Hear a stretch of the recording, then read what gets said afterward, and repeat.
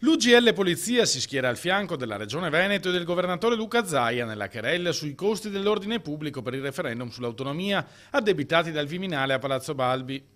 Abbiamo fatto anche un breve calcolo appunto dei costi che il Ministero ha segnalato alla Regione del Veneto. Qualcosa non ci torna, come il numero dei pasti, però ripeto, i costi che sicuramente il Ministero ha segnalato alla Regione sono quelli di lordo d'amministrazione, che ovviamente è un lordo che noi non conosciamo. Noi conosciamo il lordo che ci troviamo in busta paga, che non è lo stesso che loro hanno segnalato. Sappiamo che dovrebbe essere stato firmato un protocollo tra Stato e Regione, segnalano dal sindacato degli agenti. Chiederemo una copia per analizzarne punto per punto i contenuti.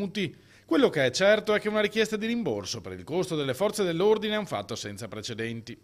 Vedendo appunto questa richiesta fatta dal Ministero dell'Interno alla Regione del Veneto, auspichiamo che il Ministero adotti la stessa linea anche nei confronti delle società sportive di Serie A affinché le stesse paghino i costi delle forze dell'ordine per garantire l'ordine pubblico durante le partite di calcio.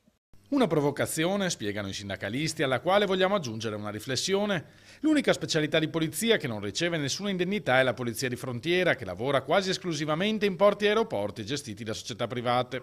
Eppure i costi sono sempre stati a carico del contribuente.